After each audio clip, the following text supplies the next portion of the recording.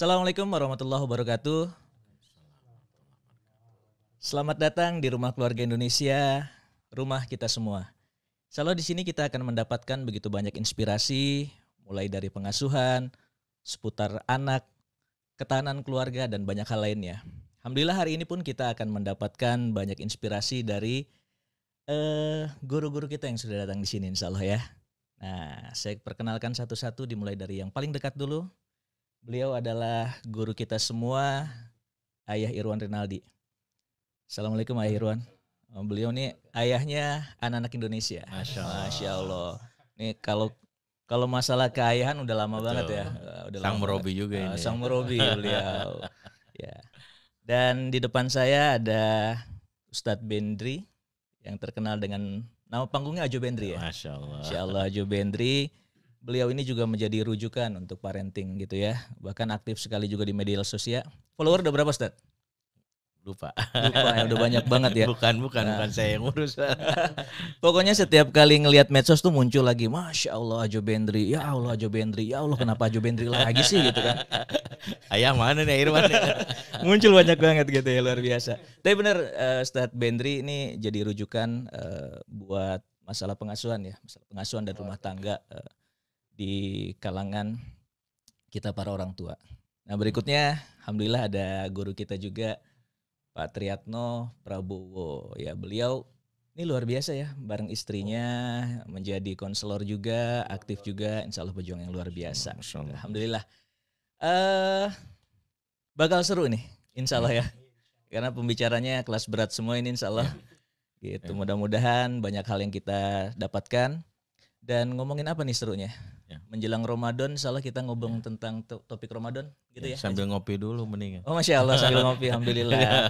Silakan ya Allah. Ini udah dihidangin saya. Jangan sampai kopinya dingin. Ayah? Ya. Kalau berbicara Ramadan nih kebetulan alhamdulillah saya dapat buku ini tahun lalu. Ya. Tahun lalu menjelang Ramadan, ya bagaimana mendampingi anak, ya, bagaimana bersama keluarga untuk menyiapkan Ramadan kita. Nah, judulnya adalah Agar Ayah Nggak Masuk Neraka. Cuma di buku saya ada kurangnya nih, belum ada tanda tangan pembicara. Yang kebetulan pembicaranya ada di sini.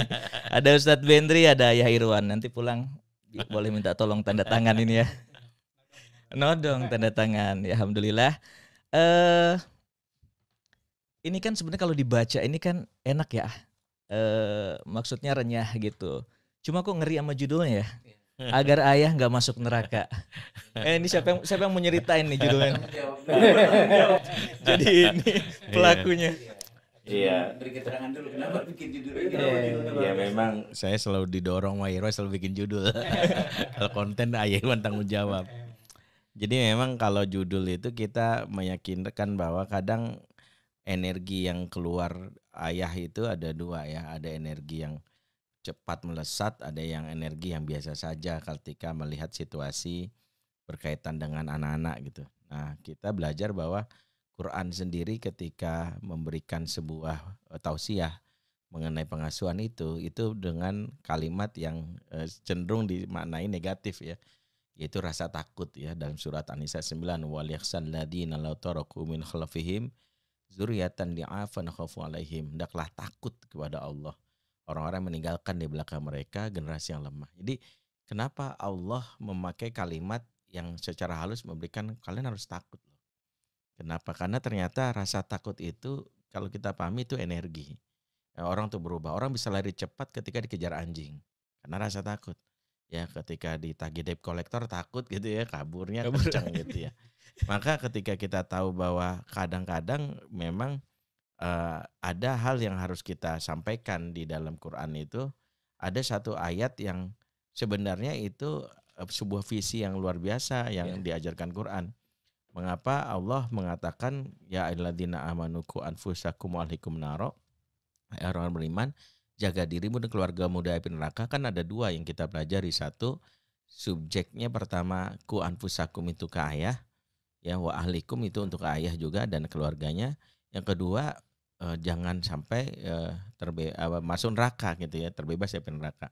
Karena mengapa Allah tidak katakan ya orang beriman masuklah kamu ke dalam surga gitu. Ini menunjukkan bahwa Allah mengajarkan kita sebuah visi yang jauh. Sebab kalau terbebas dari api neraka, insya Allah masuk surga. Tapi kalau ada orang masuk surga, bisa jadi transit dulu neraka gitu. Kan ini kita tahu bahwa ada orang-orang yang disebut jahannamiyun, yang dia bertahun-tahun di neraka dulu baru nanti masuk surga. Nah kita pengennya ayah ini mendingan langsung direct gitu, langsung ke surga, nggak usah transit, transit gitu ya. ya. Nah supaya nggak transit ya, walaupun sedetik kita nggak sanggup, nah buku ini jawabannya gitu. Masya Allah. Momentum Ramadan ini kita manfaatin bareng gitu. Manfaatin bareng. Yuk jangan sampai kita jangan sampai berpikir ya nggak apa-apalah, ya penting masuk surga. Jangan begitu. Kalau kita jangan merasa bahwa ya walaupun setahun, jangan.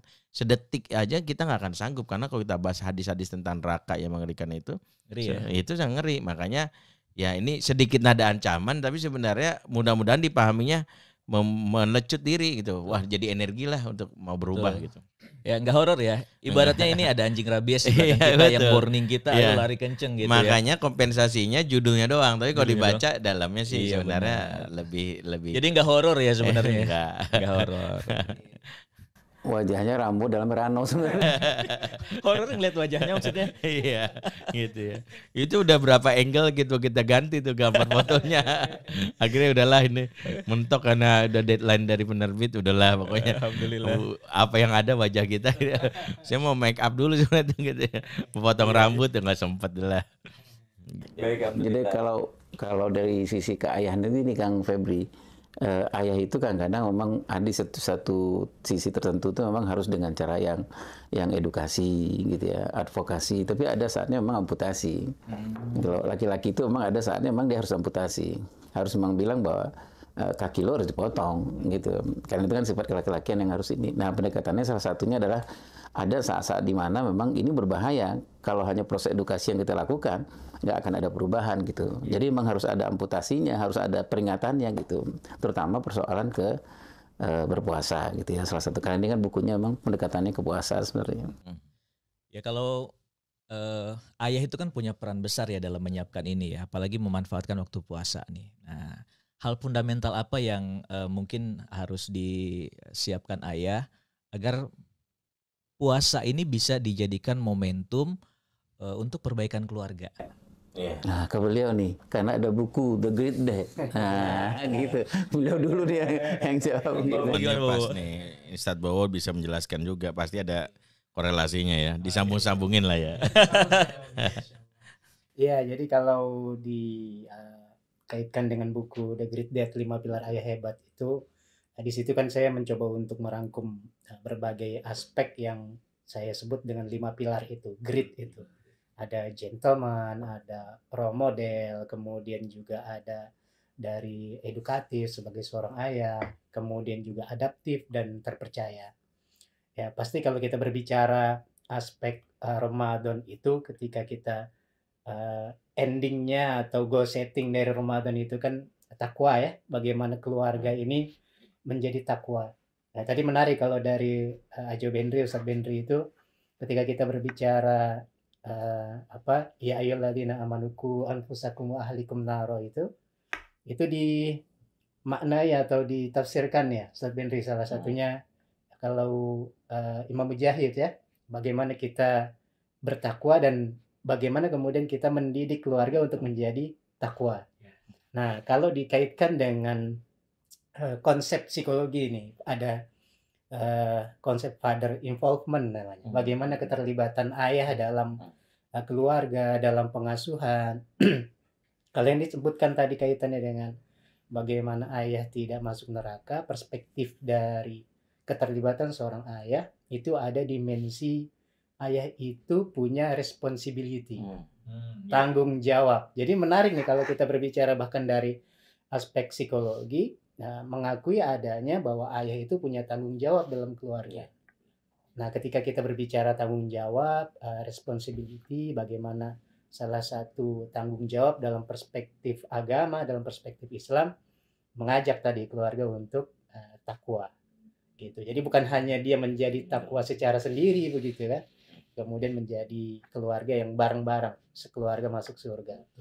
Begitu. orang itu kan akan mau melakukan sesuatu itu kalau dia punya kesadaran dan bahagia biasanya. Apalagi kalau anak-anak ya.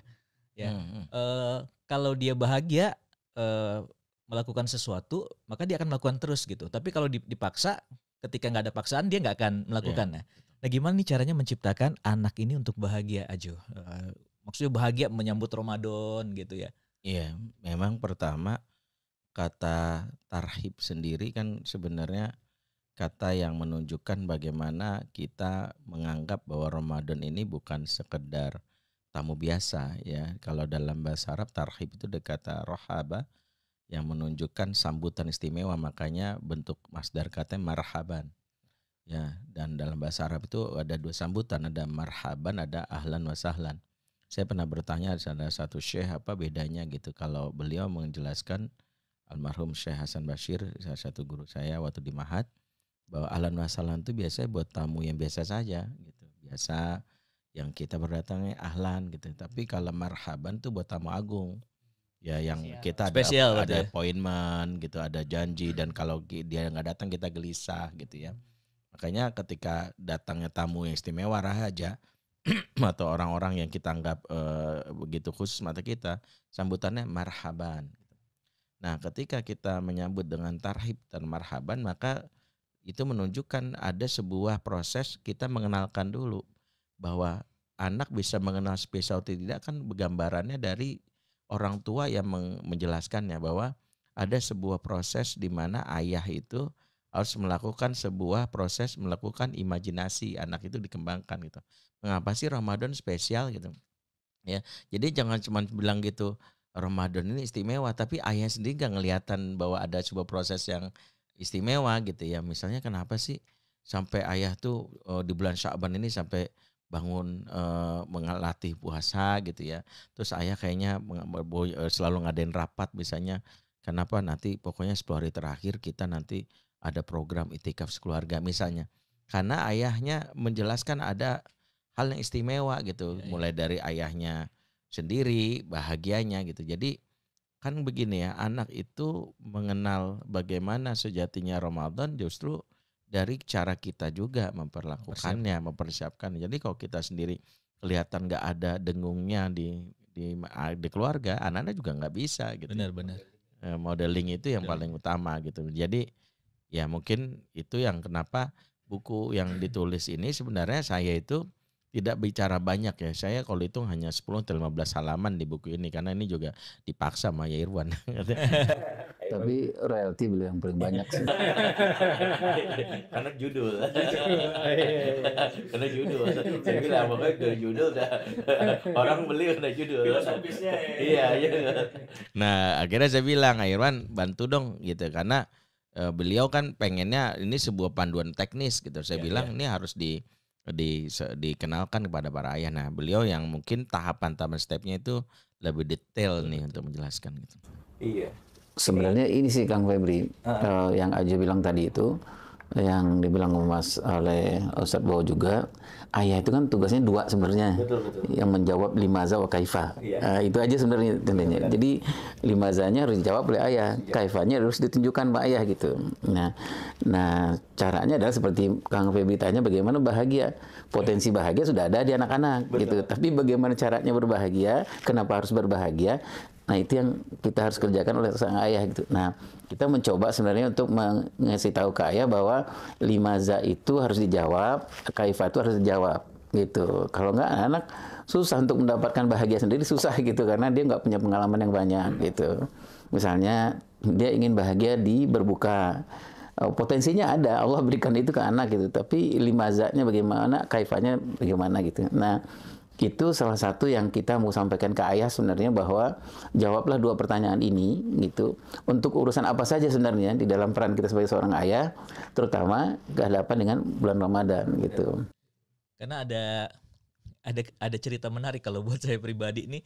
Tahun lalu anak itu bilang, "Bi, bentar lagi Ramadan ya, itu akhir-akhir Rajab." Oh iya, biasanya kan kita Ramadan itu di Rajab udah ini ya, dan anak taunya itu dari kita mengkondisikan. Pas saya tanya, loh itu 8 tahun itu tuh, "Adek tau dari mana dek?" itu udah banyak sirup. Ya, jadi ya Allah ini taunya dari sirup di bukan tahu sirup di Indomaret ada sirup, ada kurma gitu. Iya. Wah, ini catatan nih berarti nih gitu kan ya. Nah, Sebenarnya itu Kang. Jadi sebenarnya maaf ya tanpa harus menyebut Maret itu ya. Dia sebenarnya jauh menjawab limaza kaifa mereka sebenarnya. Gitu. Jadi kita nggak terlalu sibuk di Rajab, tapi yang Maret itu udah sibuk gitu. Sehingga anak-anak mengidentifikasikan, wah udah mau puasa nih gitu. Bukan datang dari bapak ibunya, tapi dari yang dia lihat di gitu. iya. Nah, ini Ramadan ini juga kan sebenarnya bulan terbaik untuk kita membuat sebuah kurikulum ya. Artinya kalau dari sisi psikologi kan 40 hari kebiasaan itu akan membentuk sebuah karakter gitu. Saya kalau ngomong kurikulum itu selalu ingat seminarnya Ayah Irwan. Ayah Irwan tuh sering ngomong roadmap gitu kan. Nah, roadmapnya apa nih kalau di bulan Ramadan yang harus disiapin Ayah tuh? Kalau di sini sih Kang Febri, karena tadi itu ya limaza wa kaifa itu memang harus kita sepakati dulu bahwa untuk Ramadan itu sangat tergantung seperti apa peraknya gitu.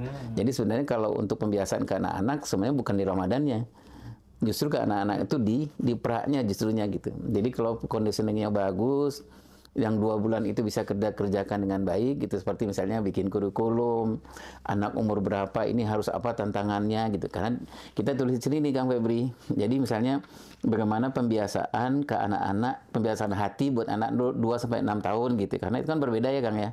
Itu salah satunya itu yang berdasarkan roadmap pengasuhan itu gitu. Nah kemudian kalau kita yang paling sangat berarti buat anak-anak itu di pra dan di pasca sebenarnya gitu, karena kan kita akan melihat hasilnya seperti apa di pasca gitu, karena rutinitas pembentukan karakter adanya di pasca gitu. Kalau di Ramadan itu sebenarnya anak-anak ya nggak ada program apa-apa karena sudah dibiasakan di 2 bulan sebelumnya.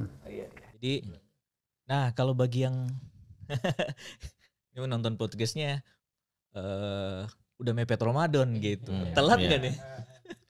Iya pastinya kan tidak ada kata terlambat ya, kita selalu melihat momentum Ramadan, cuma pastinya kita berkejar-kejaran dengan waktu. Tapi yang paling penting itu adalah mindset dulu yang harus diubah, paradigma dulu orang tua. Sebenarnya settingan pertama, apakah Ramadan ini kita hanya menjalankan rutinitas kewajiban, sholat, puasa, tarawih, tapi tidak melihat momen-momen yang sebenarnya jadi sarana untuk kita memperbaiki apa yang rusak. Misalnya gini, momen-momen kayak sahur misalnya, kan jangan menganggap sahur sekedar gini makan menjelang kita berpuasa gitu. Tapi kan ada momentum yang satu, ini kan salah satu momen yang hilang di luar Ramadan itu adalah momen makan bersama. Momen makan bersama kan itu momen yang satu Rasulullah anjurkan sebagai pintu-pintu keberkahan dalam keluarga. Dalam hadis Rasulullah bahkan mengingatkan sahabat yang makan sendiri-sendiri itu. Kata Rasulullah dalam hadis riwayat Abu Daud, "Fajtami'u 'ala tu'amikum." Ayo makan bareng-bareng kata Rasulullah. "Wadhkuru ismallahi 'alaihi barak lakum fihi." Sebut nama Allah dan niscaya turun keberkahan. Hampir rata-rata catatan saya di keluarga Indonesia itu adalah saking kita di luar Ramadan itu disibukkan dengan hal-hal yang seperti pekerjaan, rumah di Bogor harus ngejar Jakarta ya, sebelum pandemi itu kan, bahkan kita sekarang udah mulai normal itu kita habis subuh langsung kabur, langsung ngejar kereta gitu ya. Begitu pulang kantor langsung nyari kendaraan, nggak sempat makan bareng gitu. Akhirnya udah di kantor daripada mahnya kambuh kan gitu ya. Jadi momen makan bersama itu satu dia sesuatu yang hilang gitu, padahal hampir beberapa para ahli mengatakan di balik makan bersama selain turun keberkahan itu ada momen parenting. Betul. Momen ngobrol ya yang selama ini hilang. Bikin bonding. Bondingnya kuat gitu ya, makanya kan ini yang harusnya menjadi salah satu catatan penting bahwa Betul. bayangkan 30 hari sahur saja kalau ditambah dengan 30 hari berbuka, katakanlah berbuka ini ya 60, tapi berbuka seringkali kan kita ya banyak tawaran-tawaran di luar ya, karena apalagi kalau kita punya grup WA reunian yang banyak gitu, reunian TK, playgroup kan gitu ya, yang kita nggak tahu dia totalnya ngajak buka bareng.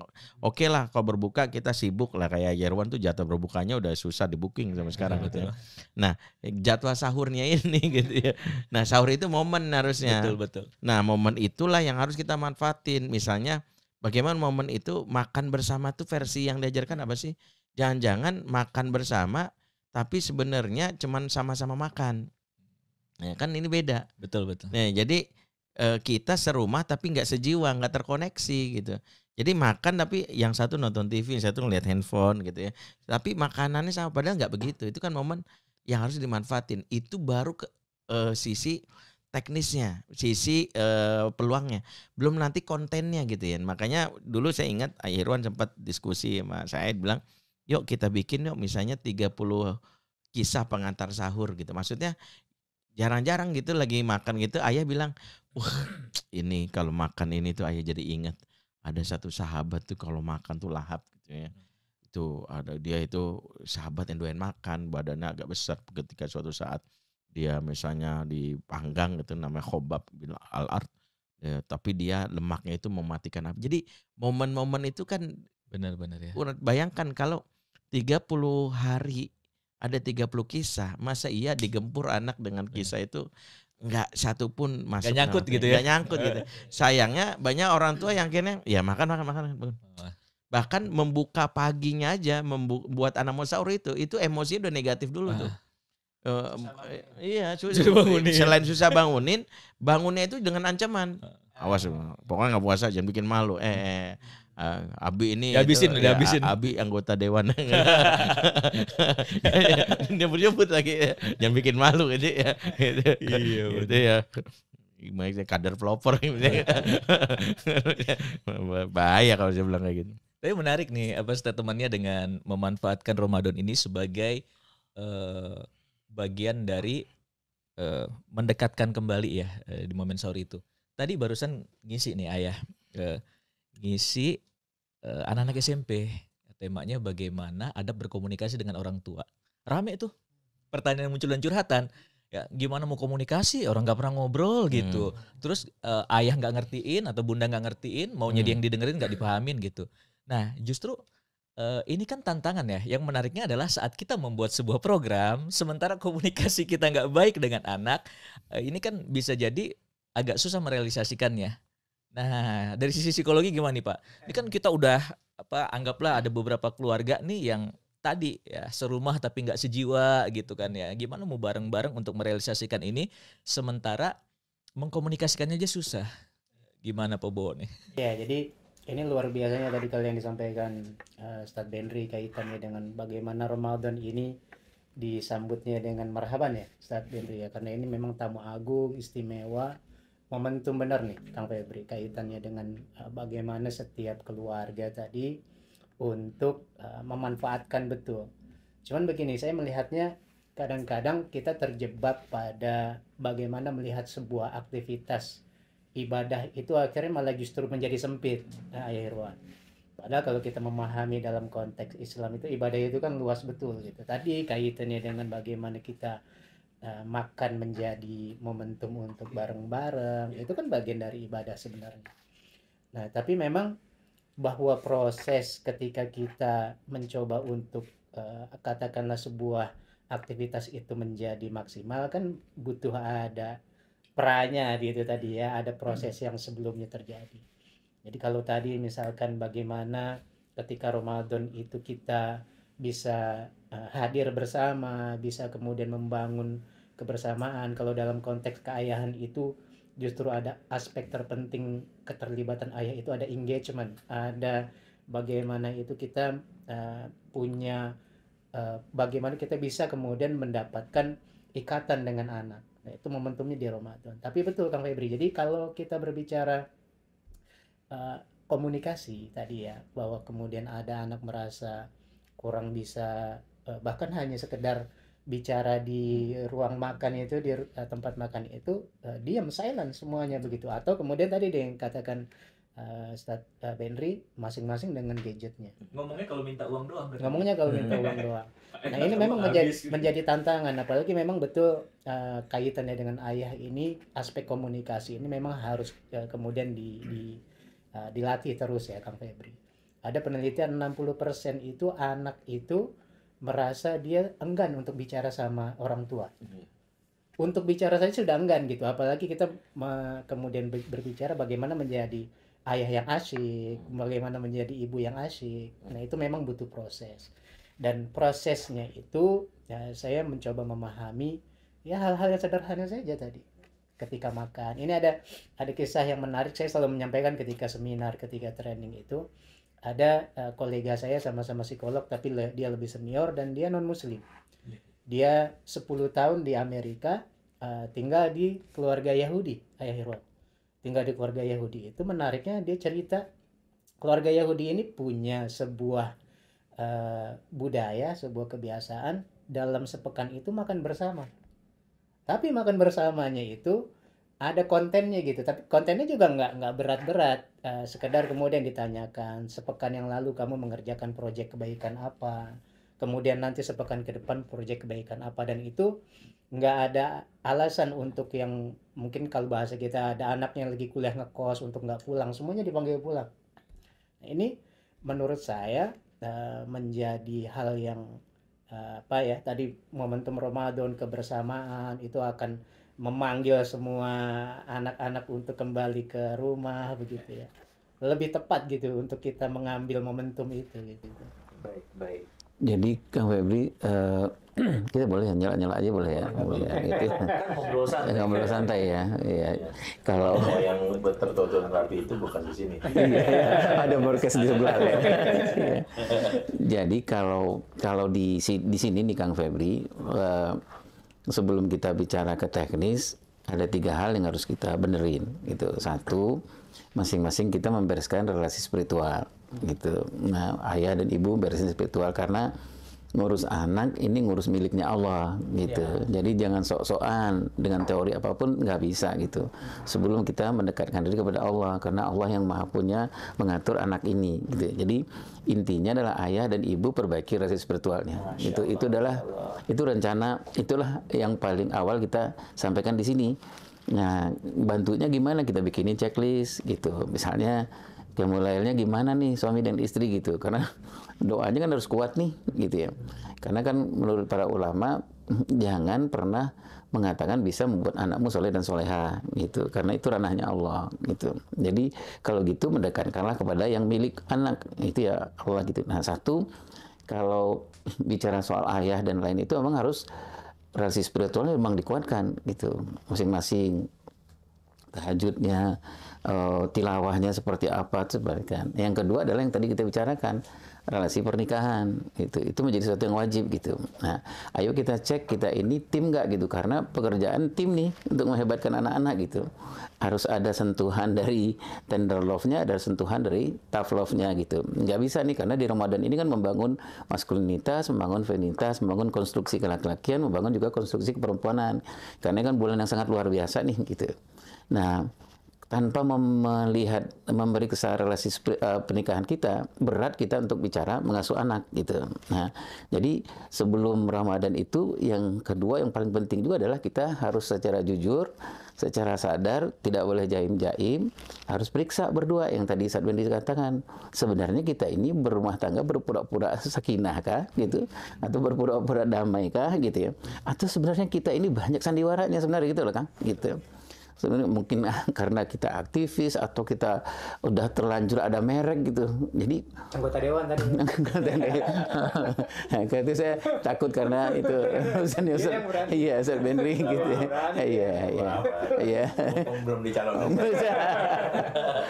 Iya. Jadi kalau di sisi fathering itu paling menentukan sekali itu adalah berpura-pura itu Kang Febri gitu. Fatal ya gimana? Fatal banget. Kalau kita berpura-pura, masing-masing kita bisa nih, si bapak bisa hang out di mana, ibu bisa dengan reunian. Tapi yang penonton setiap hari ini gimana? Gitu. Yang anak setiap hari menonton kepura-puraan itu seperti apa? Gitu. Nah, itu dulu yang kita bereskan sebelum kita masuk ke bagaimana teknisnya pengasuhan gitu. Jadi itu yang sebelum Ramadan, yang tadi Ustaz Benri nggak ada kata terlambat. Nah, 3 ini nggak ada kata terlambat memang gitu. Yang pertama adalah beresin spiritual, kedua pernikahan ini sangat-sangat penting. Kita ceklah apa yang pura-pura selama ini sebenarnya gitu.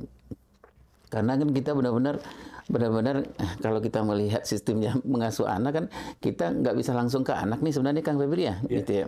Dengan segala teori-teori parenting kan nggak bisa ya Kang, gitu. Kan kita besok ngasuh anak nih, malam kita tidur, besok ngasuh anak. Kalau sistematikanya parenting dalam Islam itu kan kita harus sowan dulu ke Allah kan gitu ya. Gitu ya. Ya Allah, besok kuatkan lidah saya, jangan cabut keberkahan dari mulut saya, jangan cabut ini ke anak-anak kan gitu ya Kang ya. Baru setelah itu baru teori parenting kan gitu ya Kang gitu. Nah, itu dulu yang harus kita sepakati sebelum dimanfaatkan yang tadi Ustaz Pendi katakan, moment of parenting dan fathering itu di bulan Ramadan itu bukan sekedar hanya 60 yang tadi Ustaz Bini katakan, bahkan beliau katakan juga bahkan ratusan momen itu ada gitu. Ada ratusan momen itu ada gitu. Yang tadi beliau katakan makan tiba-tiba anak bilang aku nggak suka ayam gitu. Kalau realisasi spiritual kita kuat gitu, itu momen bagi kita. Gitu. Nah, jadi persoalan adalah dua ini nggak selesai, nggak sama-sama. Membangunkan anak di sahur itu butuh memang tadi itu bahwa kita ini nggak ada pura-pura dalam pernikahan ini sebenarnya gitu loh Kang. Nah, kemudian baru pengasuhan baru masuk ke teori ya gitu. Nah, pengasuhan itu mungkin ya teknisnya lah seperti di sini kita menyiapkan persiapkan hati anakmu, persiapkan akal anakmu, persiapkan jasad anakmu gitu ya. Itu teknisnya yang kita siapkan. Tapi lagi-lagi kita hanya teknis Kang gitu. Persoalan apakah anak itu akan mendengarkan kita, memang itu Allah yang pegang gitu. Penting dua hal ini ya. Iya, nah makanya memang salah satu saya kenapa kalau soal judul itu saya memang menyerahkan ke Ustadz Benri memang itu karena ini saya bukan apa-apa gitu. Hampir setiap judul itu mengingatkan kita bahwa beliau juga sering ingatkan saya bahwa jangan sok-sokan bisa ngatur anakmu gitu. Jadi memang adalah berhasil Ramadan itu tidak, itu tergantung dari kepasrahan kita, seberapa kepasrahan kita kepada Allah sebenarnya. Seberapa banyak air mata yang kita sampaikan kepada Allah, bahwa saya ini nggak ada apa-apa ya Allah gitu ya. Kan kata Ustadz Fatih Akan itu, ini beliau bicara soal guru ya. Guru yang hebat itu besok itu adalah guru yang dia paksakan ketika dia, apakah dia nggak sempat mulai atau 2 rakaat sebelum subuh, dia paksakan ngomong sama Allah, ya Allah semua ikhtiar sudah kami lakukan, kami hanya meminta kun fayakunun ya Allah gitu. Nah gitu yang tadi yang mulai saya itu dulu yang kita harus persiapkan. Kalau soal waktu ya sudahlah, mungkin tahun depan kita akan manfaatkan betul bahwa Rajab dan Sya'ban itu jangan disia-siakan gitu. Momentum luar biasa gitu karena ini luar biasa dalam sekali ya. Iya. Ya, memang ayah biasa. Iya. Dari sumur. Ustadz Bendri biasanya soal umur.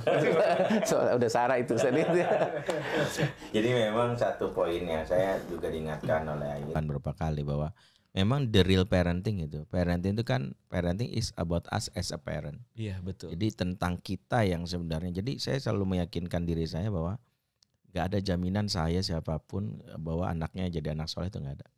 Yang bisa menjamin anak soleh itu kalau bapaknya namanya soleh. Gitu. Makanya anaknya anak soleh. Anaknya gitu. soleh benar. Ya. Kalau saya anak Bendri kan gitu ya. Cuman yang saya yakinkan adalah parenting memaksa kita untuk memang upgrade diri. Makanya anak soleh itu bukan karena kita. Dia adalah hadiah dari Allah atas perbaikan yang kita lakukan kepada Allah dan Allah berikan itu. Tapi pun sekiranya bahwa anak kita tidak sesuai harapan, selagi ikhtiar kita seperti ikhtiarnya Nabi Nuh, seperti ikhtiarnya Nabi Adam, seperti ikhtiarnya baginda Nabi kepada para umatnya, sahabatnya, maka kita tetap dimuliakan. Ya. Makanya salah satu pesan penting ketika kita mentafakuri Ramadan, jadilah orang tua ulul azmi. Sebagaimana Nabi digelari ulul azmi karena kegigihannya dalam memperbaiki diri. Nah, momen Ramadan ini momen kita ulul azmi lagi. Tekadnya jangan nyambi gitu loh. Jangan jadi orang tua sambilan gitu. Orang tua sambilan itu ya kalau ada waktu cukup aja gitu. Ya pas banget nih lagi di rumah nih. Sini ayah mau ngomong. Bukan. Tapi memang luangkan waktu. Iya. Luangkan waktu. Underline nih Kang Febri. Jadi Jangan waktu luang, tapi luangkan waktu ya. Jadi bukan waktu sisa. Ya. Artinya gini ya, saya mencoba untuk memahami gini. Ini kalau ini ditonton oleh para kader ya, para kader, bahwa memang doktrin atau paradigma yang kita kembangkan dulu bahwa seolah-olah bahwa dakwah segalanya itu harus berbenturan dengan keluarga, itu bukan hal yang sebenarnya diajarkan oleh syariat gitu ya. Bahwa keluarga satu paket dengan bagaimana tentang perbaikan diri kita, qu anfusakum alaikum gitu. Makanya orang pertama yang harus kita berikan hak dalam dakwah itu adalah keluarga. Wa atidal qurba haqqahu, kata Allah. Berikan hak khususnya kepada orang terdekat. Jangan sampai kita bisa menyampaikan hal-hal positif di masyarakat, tapi masyarakat keluarga terdekat nggak dapat gitu. Ya, betul. Nah, ini menjadi salah satu kita menghormati ya guru-guru kita, murabi kita, para masyayikh kita yang sudah berjuang dakwah ini, yang mereka punya pengorbanan luar biasa. Tapi harusnya era sekarang adalah bagaimana step dakwah itu harus sesuai dengan marhala yang diajarkan. Bahwa setelah kita islahun nafs, kita harus memperbaiki keluarga. Betul. Nah, momen Ramadan ini harusnya. Iya. Jadi jangan berpikir gini, pas ada waktu luang nih, jangan. Memang kita desain. Saya selalu ingat kalimat dari Ayerwan tuh, mengasuh anak itu harus by design. Nggak bisa dadakan, accident tuh nggak bisa. Ya, jadinya kalau accident kita baru nanti terima tagihan bill pengasuhan itu berat gitu. Debt kolektornya nanti Debt kolektornya tinggi. Makanya kita benar-benar berarti momen Ramadan apa? Misalnya gimana, misalnya 10 hari terakhir kita jangan justru sibuk lagi dengan yang lain. Misalnya saya selalu mengingatkan di diri saya selalu bilang juga sama istri, Mi, 10 hari terakhir jangan mikirin lagi baju, jangan mikirin lagi yang kue, dari sekarang aja. Iya. Ya, alhamdulillah banyak ngirimin kue udah mulai sekarang nih gitu ya. Saya bilang udah nggak mikirin kue Ramadan nih, udah ada yang ngirim. Perlu request nggak? Alamat sini. Nggak usah ya. Itu udah ada gitu ya. Udah, makanya saya bilang udah jangan usah mikirin yang lain karena 10 hari kita mau fokus nih. Nah, makanya itu mempersiapkan hadiah, anak-anak juga ini kita siapkan. Jadi betul-betul bahwa ini kalau bukan bulan ini kapan lagi? Karena belum tahu umur kita sampai tahun depan kan. Dan memang suasana di bulan Ramadan juga mendukung ya, artinya sangat mendukung. Dari sisi lingkungan, tontonan dan segala macam itu lebih gampang mengkondisikan anak dibandingkan dengan bulan sebelumnya gitu ya. Iya. Ada satu pertanyaan yang belum terjawab tuh soal roadmap tadi. Nah, salah satunya adalah memang Ramadan ini kita memanfaatkan momen untuk, kalau di roadmap pengasuhan itu kan membangun kelaki-lakian dan membangun keperempuanan gitu. Nah, Ramadan ini adalah tempat, bulan, waktu, kesempatan untuk membangun konstruksi kelaki-lakian buat anak laki-laki gitu. Momennya banyak betul gitu. Seperti misalnya bertanggung jawab, sederhana, kemudian fight untuk menyelesaikan persoalan, itu banyak banget gitu. Dan menjaga roadmap anak perempuan juga banyak banget gitu di bulan Ramadan ini. Nah, itu yang tadi Kang Febri bertanya, gimana sih sebenarnya kita memanfaatkan roadmap pengasuhan itu di bulan Ramadan ini. Betul. Jadi targetnya ayah adalah dua hal ini yang terbaik, yang terbanyak, yang intinya manfaatkan bulan Ramadan ini untuk membangun kelakian anak laki-laki, karena itu amanahnya kepada kita, dan membangun keperempuan anak perempuan di usia-usia ini. Jadi kalau membangun anak perempuan itu ada di buku ini ada. Misalnya bagaimana selama sebulan ini semua momen kita manfaatkan untuk mengajarkan dan melatih, kemudian mengenalkan kepada anak perempuan tentang 4 perempuan yang disebut Rasulullah SAW itu gitu. Jadi kalau anaknya 0 sampai 7 tahun, berarti seperti Ustaz Menteri katakan, menjelang berbuka atau menjelang sahur gitu, berarti kisah 4 perempuan ini harus khatam nih dalam bulan Ramadan nih buat anak 0 sampai 7 tahun misalnya gitu. Bagi anak-anak 7-14 tahun anak perempuan berarti praktek berarti gitu. Mempraktekkan 4 yang disebutkan oleh Rasulullah SAW. Kalau anak laki-laki banyak betul ya. Anak-anak usia-usia tertentu 2 sampai 6 apa yang harus kita latihkan, misalnya kalau di buku ini kita mengatakan ibu dan bapak usahakanlah mengkhatamkan sirah nabawiyah, karena ada banyak betul kelaki-lakian di dalam diri Rasulullah SAW itu yang untuk anak-anak 2-6 tahun itu dia harus kenal gitu. Adalah di bawah sadarnya dia gitu. Dan kemudian 7-14 tahun adalah simulasi kelaki-lakian gitu. Seperti misalnya anak dilibatkan untuk bertanggung jawab di mana, misalnya untuk anak punya proyek misalnya di pemulung, misalnya anak punya proyek di mana untuk mengenalkan kelaki-lakian itu. Nah, itu yang tadi yang Kang Febri saya lupa jawabnya. Jadi melalui narasi juga untuk pengenalan, ada role model juga tentunya ayah ya, dan ada praktikumnya gitu. Nah, itu kan antar usia kan beda ya. Nah, ini kadang tantangan teknis ya, ketika ada anak yang orang tua yang anaknya banyak gitu kan, ada anak yang kecil, ada anak yang besar banget dengan tanggung jawab berbeda. Kadang ada yang kayak gitu tuh, ih ada yang nggak disuruh, aku iya gitu. Gimana tuh Ustadz Bu mengkomunikasikannya? Iya, jadi kan Curang memang banget nih Abi ini. jadi kan memang setiap anak itu atau setiap usia itu ada fase perkembangan psikologis namanya Kang Febri ya. Fase-fase perkembangan psikologis itu kan berbeda-beda. Tadi misalkan nanti kalau kita berbicara, ini ada, kalau saya mungkin beberapa kasus bisa saya coba sampaikan ya, tanpa kemudian menyebut, karena itu menjadi bagian dari kode etik ya, sumpah profesi saya untuk tidak menyebutkan itu. Tapi begini, misalkan ketika kita belajar dari hadis Rasulullah bagaimana anak itu fase sholat ya, fase sholat itu kemudian diajarkan dalam 7 tahun ya Ustadz Benri ya, kemudian baru dalam konteks punishment itu di usia 10 tahun. Ini menjadi sebuah hal yang kemudian penting untuk dipahami khususnya oleh para ayah, karena ayah itu kan hadir salah satunya tadi dalam konteks responsibility itu sebagai pendisiplin kan begitu. Qawam kan di situ ada peran qawam yang menjadi pendisiplin. Nah, ini ada kasus yang pernah saya tangani ketika ada seorang ayah masuk ke ruang konsultasi kami nih, menyampaikan bahwa anaknya ketika itu di usia kelas 6 sudah balik, itu nggak mau sholat, ngelawan begitu kan ya. Ternyata ketika kita coba untuk memperdalam konteks kenapa anaknya ini menjadi nggak mau sholat, kita hadirkan kan anaknya, kita coba konseling. Ceritalah dia di situ bahwa ketika ayahnya ini mengajarkan dia sholat dalam konteks edukasi ini kurang tepat. Jadi dalam usia dia masih 5 tahun, ketika dia nggak mau sholat, nggak mau ke masjid, dikunci di kamar mandi. Di kamar mandi. Trauma jadinya. Sholat itu menjadi trauma. Nah, sehingga kalau tadi kemudian disampaikan bahwa ada aspek-aspek fase perkembangan begitu ya, ya memang ini menjadi tools ya, menjadi penting. Kalau saya dalam beberapa seminar kita itu sekedar menanyakan aja, siapa sih di sini yang konteks ketika kita menikah ini pernah setidaknya membaca artikel, nggak usah buku lah gitu, tapi tentang usia perkembangan anak gitu. Karena memang ketika bahwa saya sepakat dengan yang disampaikan Ayah Irwan ya, anak ini memang miliknya Allah begitu. Dan ada kasus menarik juga ketika justru ini orang tuanya ayahnya soleh, bukan namanya soleh. Soleh bukan main, ibunya solehah. Ketika anaknya ini bermasalah, kita coba begali kan dari sisi pengasuhan ayahnya, ibunya. Luar biasa, nggak ada yang keliru. Yang kalau dalam konteks Ayah Irwan, saya sampaikan akhirnya, ini baru satu kasus yang saya temukan. Saya sampaikan kepada orang tuanya, Bapak, Ibu, Ayah, Bunda, ini yang dinamakan ujian dari Allah.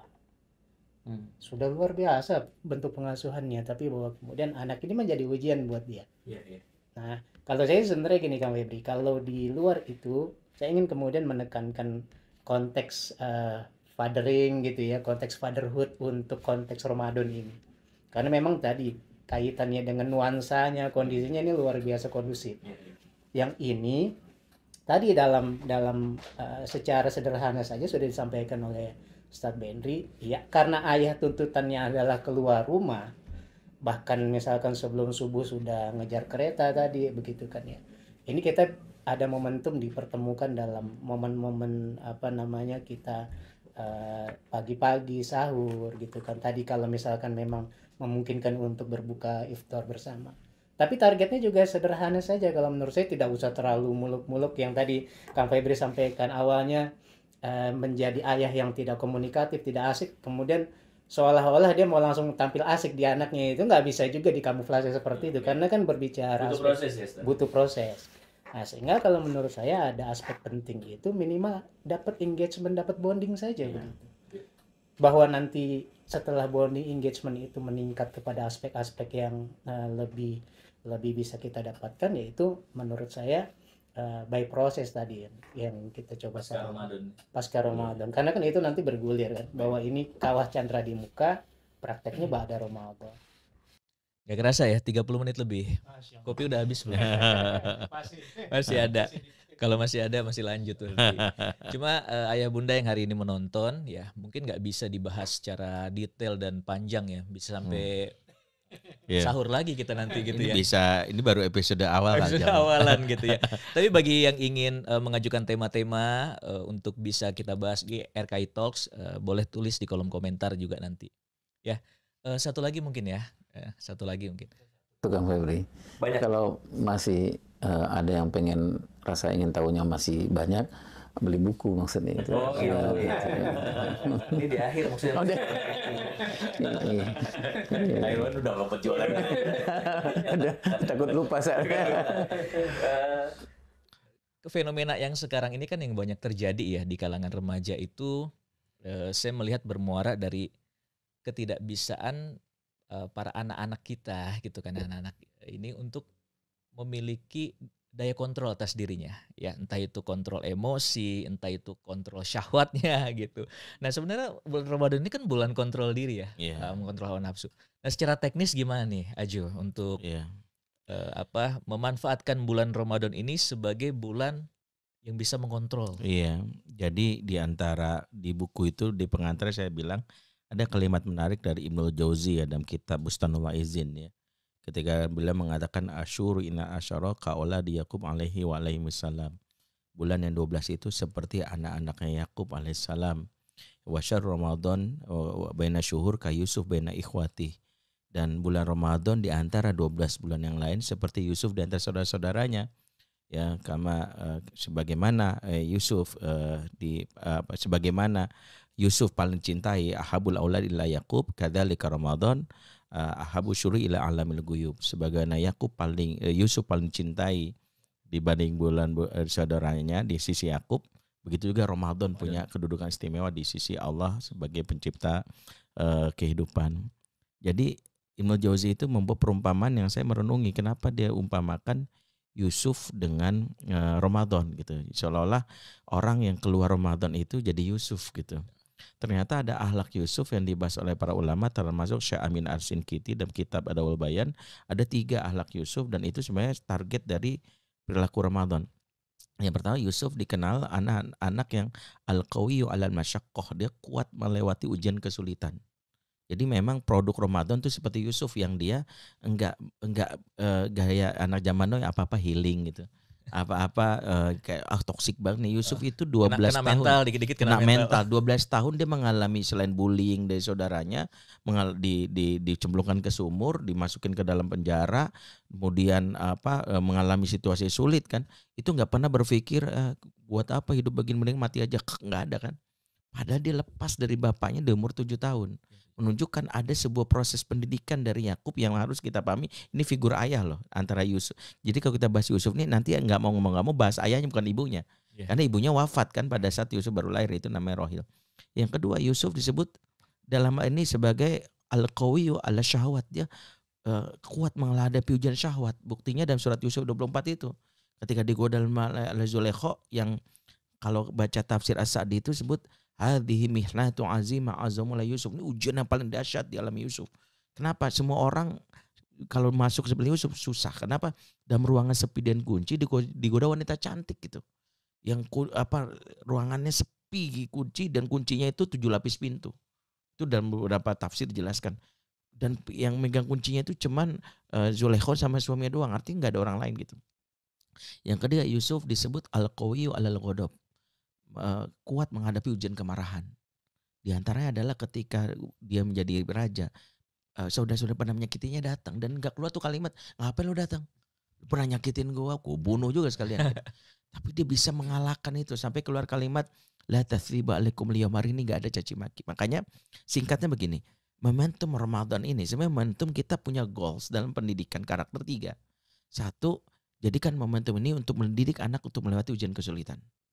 Daya tahan, daya tahan gitu, sehingga kalau dia bilang capek gitu, bisa insya Allah. Ayo, misalnya cara ayah untuk meyakinkan, motivasi gitu ya, mengalihkan perhatian dia ketika dia udah mulai lapar.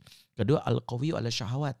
Ujian terberat itu kata para ulama bukan pada saat hari puasanya, justru di depan meja makan. Banyak orang ketika meja makan itu justru di situ nggak bisa mengontrol dirinya. Sindrom happy pedal namanya. Begitu makan semua dimakan. Balas dendam gitu ya. Balas dendam. Makannya dijamak tapi nggak dikosor gitu. Ya, itu yang sering terjadi itu. Bagus nih Iya. Kan jamak doang tuh dikumpulin tapi nggak dikosor. Kalau kau sholat dikosor gitu. Ini jamak gitu. Nah, yang ketiga adalah harusnya jamak kosor. Harusnya dia tahu dong. Ini perut dia punya batasan gitu ya. Ini dikumpulin dari subuh dikumpulin nggak dikosor. Ya semua dimakan gitu. Nah, yang ketiga harusnya mengontrol diri marah. Makanya kenapa di akhir Ramadan itu ada ya dalam tanda kutip salam-salaman, maaf-maafan. Kalau ada yang bilang itu tradisi, ulama mengetahui betul bahwa kenapa tradisi maafan itu sebagai bukti kalian sukses nggak jadi Yusuf. Nah, kalau kalian sukses Yusuf nggak ada lagi tuh yang masih nyimpan amarah. Betul. Nah, dia itulah sebenarnya targetnya mudah-mudahan Ramadan itu melahirkan Yusuf baru gitu. Sebenarnya seperti itu. Jadi kalau di buku ini saya teknisnya yang pertama ada dua nih Kang Febri. Yang pertama adalah ajarkan biang kecerdasan. Biang kecerdasan yang akan nanti melahirkan kecerdasan emosional berikutnya gitu. Satu, ajarkan tentang empati, kemudian kontrol diri, kemudian suara hati. Nah, semua ahli kecerdasan emosional mengatakan tiga ini adalah biangnya kecerdasan emosional. Nanti empati itu akan beranak pinak menjadi tanggung jawab, menjadi sederhana dan lain-lain. Nah, bulan Ramadan ini bagi anak-anak kita yang tadi itu mungkin anak-anak usia SMP mungkin dia nggak empati sama orang, kontrol dirinya nggak terjaga dan lain-lain itu, persoalannya adalah bisa jadi sebelum di SMP dia nggak mengerti, nggak punya yang tiga ini, gitu loh Kang. Nah, tiga ini harus diajarkan. 0 sampai 7 tahun itu bagaimana cara mengajarkannya? Kita nomor 2 prosesnya knowing, feeling, acting gitu Kang Febri. Jadi bisa jadi anak-anak itu nggak bisa kontrol diri karena dia nggak punya knowing gitu. Di umur 7 tahun tuh nggak ada lapisan di bawah dia ini. Kita kasih tahu bahwa ini kontrol diri ini seperti ini, empati seperti ini. Bisa juga nggak ada simulasi, nggak ada proses feeling gitu. Nah, di bulan Ramadan ini tiga ini harus dilaksanakan untuk melatih tiga biang kecerdasan tadi itu. Nah, apa itu knowing? Knowing adalah ngasih tahu. Bisa jadi ada anak yang nggak bisa kontrol diri, nggak empati dengan orang lain itu bukan karena dia pengen melakukan itu, tapi dia nggak tahu Kang Febri gitu. Di usia 0 sampai 7 tahunnya nggak ada di bawah lapisan dia itu, nggak ada proses simulasi, nggak ada bercerita gitu tentang Rasulullah itu empatinya seperti apa, kontrol dirinya seperti apa gitu. Nah, secara teknis buku ini dua ini secara garis besar itu baik untuk 0 sampai 7 tahun, 7 sampai 14 tahun. Yang pertama tadi itu adalah ayo cek di rumah tangga kita sudah melatihkan belum kepada anak tiga biang ini. Dan hampir semua ahli kecerdasan emosional mengatakan tiga ini sangat penting gitu, dan itu ada di Rasulullah SAW. Nah, kemudian yang kedua adalah secara teknisnya yang knowing, feeling, dan acting itu. Jadi harus kasih tahu gitu, bisa jadi anak-anak kita nggak tahu, dan kemudian feeling itu simulasi kan, harus disimulasikan. Nah, simulasi ini di bulan Ramadan ini gitu. Nah, kalau di kita di buku ini tiga itu dulu aja yang kita kejar di bulan Ramadan ini, karena nanti kalau tiga ini sudah optimal dia akan beranak pinak sendiri Kang. Gitu. Empati akan melahirkan kalau sebenarnya Thomas Lincona dan lain mengatakan itu empati itu akan beranak pinak nanti ada 17 itu Kang gitu. Ada berapa? Nah, kontrol diri itu kan melahirkan lagi yang lain-lain ke bawah gitu. Itu mungkin. Ya. Inilah luar biasanya buat kita para ayah ya. Selain ngasih tauin, kita juga harus berusaha tentunya jadi role model gitu ya. Betul. Ngasih tauin anak empati, wah ayahnya gak empati kan berat ya di bulan Ramadan gitu. Tapi gini juga Kang Febri, kalau artinya kita coba untuk mencoba bagaimana mengedukasi para ayah ini juga supaya mereka itu nggak merasa terbebani berat begitu ya. Bahwa hal-hal yang sederhana bisa kita mulai tadi. Kalau menurut saya gini, tadi yang disampaikan oleh Ayah Irwan menarik, sebenarnya bisa kita capai melalui hal-hal sederhana dalam momentum Ramadan itu. Ya, kalau saya mencoba untuk memberikan penekanan bahwa momentum Ramadan ini buat para ayah minimal tadi untuk menjadi proses engagement, bonding sama anak secara sederhana yang nanti pada hasilnya itu salah satunya ya tadi menumbuhkan empati, kemudian juga aspek-aspek lain yang sesederhana bahwa misalkan ayah mengambil momentum Ramadan setelah sahur jalan bareng ke masjid sama anak untuk sholat subuh, kemudian taraweh begitu ya, yang kalau tadi dikaitkan dengan bagaimana Ramadan ini bisa menghadirkan Yusuf. Ini kan ada fenomena yang tadi dikaitkan dengan Yusuf mengalami percobaan pembunuhan. Kemudian tadi kalau bahasa Kang Febri, anak-anak sekarang itu seperti fragile ya, mental, dikit-dikit mental begitu kan. Karena memang ada tren peningkatan aspek, kalau yang kita lihat itu pergaulan bebas yang luar biasa. Kemudian ada suicidal attempt ya, meningkat percobaan bunuh diri di anak-anak generasi Z ini. Yang kalau kita kaitkan dengan konteks keterlibatan ayah, father involvement, itu luar biasa. Ada sebuah penelitian ketika ayah ini terlibat dalam pengasuhan, itu penelitiannya sampai mengurangi tingkat pergaulan bebas di anak-anak perempuan utamanya sampai 75%. Masya Allah. Kaitannya dengan suicide, kaitannya dengan bunuh diri.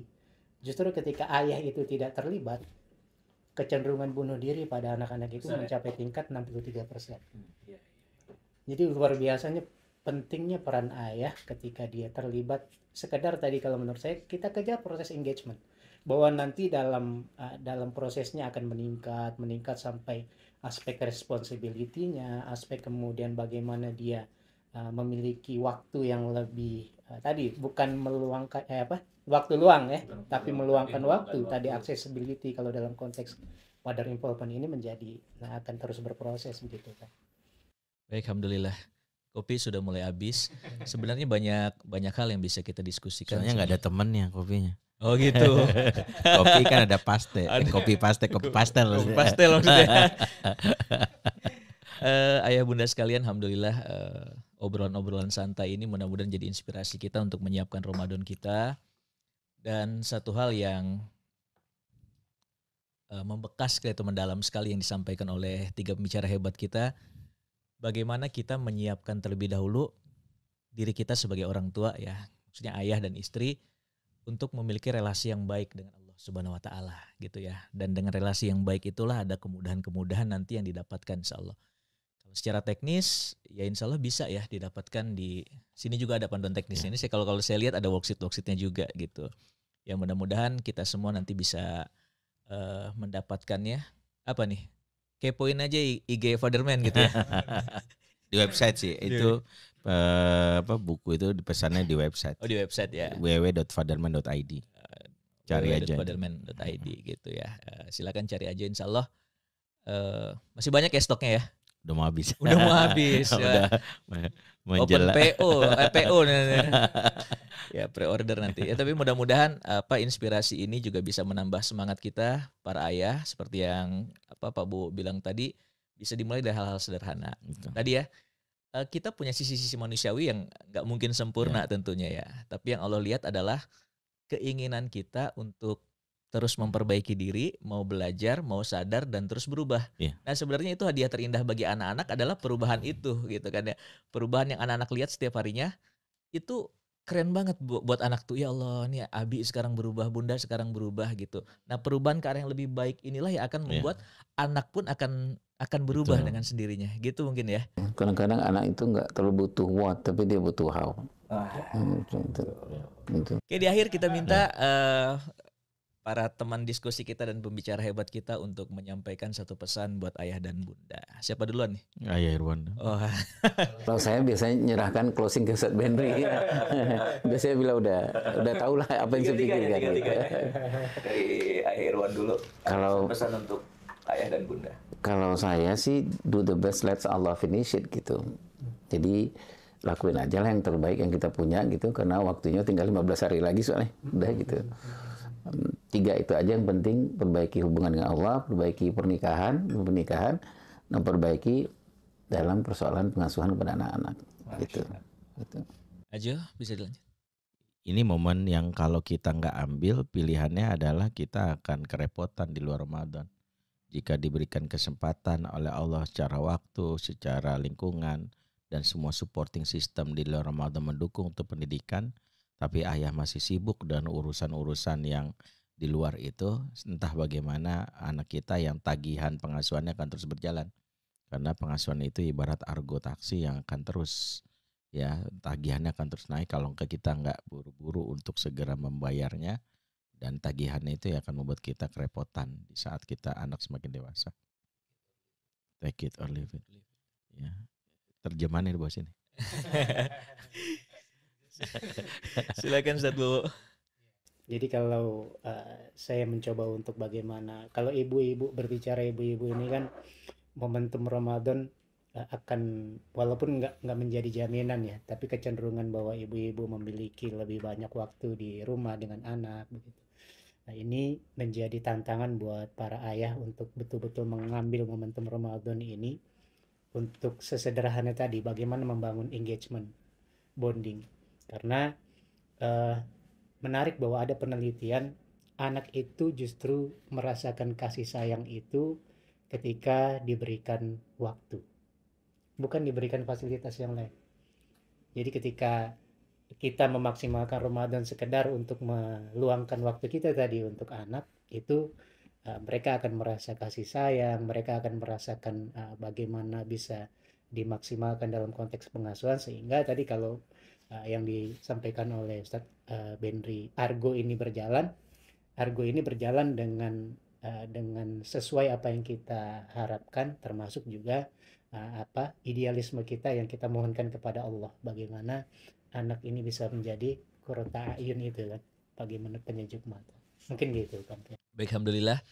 Dan sama-sama kita berdoa kepada Allah Subhanahu wa taala, semoga Ramadan kita Allah berkahi, keluarga kita Allah berkahi. Amin. Allah mudahkan kita untuk bisa menjalankan Ramadan ini dan mendapatkan hadiah terindah dari Ramadan ini dari Allah Subhanahu wa taala. Dan tentu bukan cuma Ramadan ya. Ramadan ini mudah-mudahan hanya momentum yang bisa kita manfaatkan untuk menjadi pematik untuk selanjutnya di bulan-bulan berikutnya. Tentu ada perbaikan-perbaikan dan kebaikan-kebaikan yang juga bisa kita dapatkan dan kita jalankan di keluarga kita. Demikian ayah bunda sekalian, terima kasih atas perhatiannya. Dan sekali lagi kami berempat, mohon maaf atas ada kata-kata yang mungkin kurang berkenan. Sekali lagi, Assalamualaikum warahmatullahi wabarakatuh. Waalaikumsalam warahmatullahi wabarakatuh.